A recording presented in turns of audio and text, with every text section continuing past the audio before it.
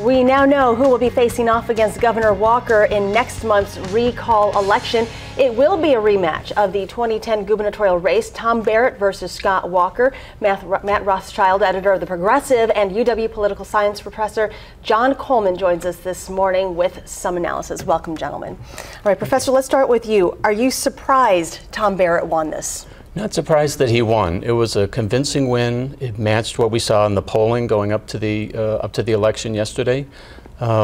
Kathleen Falk did maybe a little less well in Dane County than maybe people might have expected, but overall the results look pretty much like we were seeing over the last few weeks in the polling. Barrett had the name advantage. People were familiar with him from 2010, excuse me, and he carried that through yesterday. All right, Matt, the situation in our state, obviously much different than it was 2 years ago. Does Barrett have a chance of beating the governor? Oh, I sure think he does, because Walker has so polarized this state. I mean, he's not only attacked labor, he's gone after the environment, he's gone after the social safety net, he's gone after public education. He's, waged a war on women, not only restricting their rights to get an abortion, but even restricting their rights to file suit for equal pay, for God's sake. So I think he's alienated a lot of people, and he pulled a surprise by, as he said, dropping a bomb that he didn't talk about dropping while he was campaigning last time. If Barrett does win, what do you think we can expect from him? Well, he's a nice man, for one thing, so I think the atmosphere would calm down quite a bit, and that's what he's promising, and I think he'd deliver that. I also think he would try to restore collective bargaining rights and would roll back a lot of these terrible policies that Walker's introduced. Okay, Professor, if the governor wins this re-election of sorts, what do you think we can expect moving forward? Well, I don't think there's much more of the agenda that can be implemented because we have the divided situation in the Assembly and the Senate. He's accomplished a lot of what he was trying to do. So I don't know that there'll be major innovations or major moves by the governor. He will have to try to get along with Democrats more, obviously, because the state Senate may well be in Democratic hands, and after November that could be possible as well. I'm a little less sure than Matt that if Tom Barrett wins, the state's going to calm down particularly very much, because if Tom Barrett is intent on reversing much of what Scott Walker did, that's going to create its own tension. So I think the state is in for still some turmoil over the next couple of years, frankly, no matter who wins this. Matt, do you agree with the professor in terms of Walker wins, what will or will not happen? Well, I think he'd still have a lot of power and still try to move his agenda. I mean, it is just kind of devastating. Excuse me.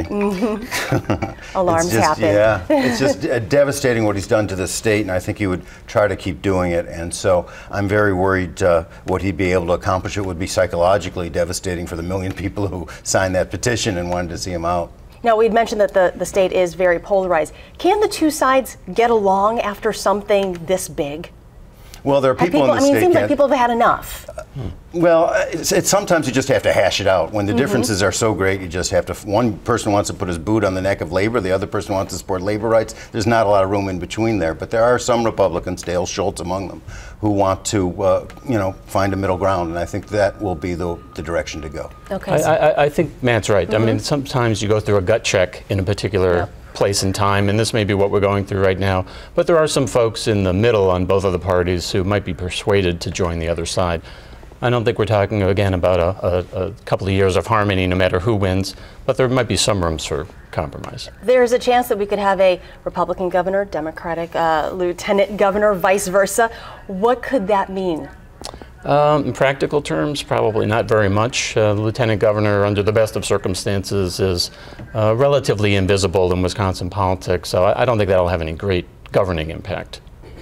Well, I think it would be kind of crazy, wouldn't it, to have Walker as governor, Mitchell as lieutenant governor. I don't think that's likely to happen. I think the party that wins the governorship is going to win the lieutenant governorship, but it would just demonstrate just how divided the state is and still is.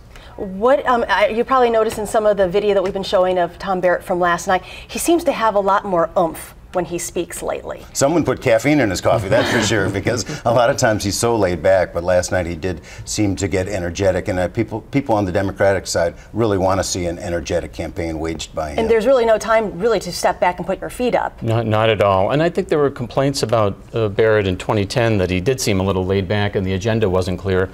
The agenda is defined now, so he knows what he's running on, and he's very passionate about it, and I think you see that in his appearances.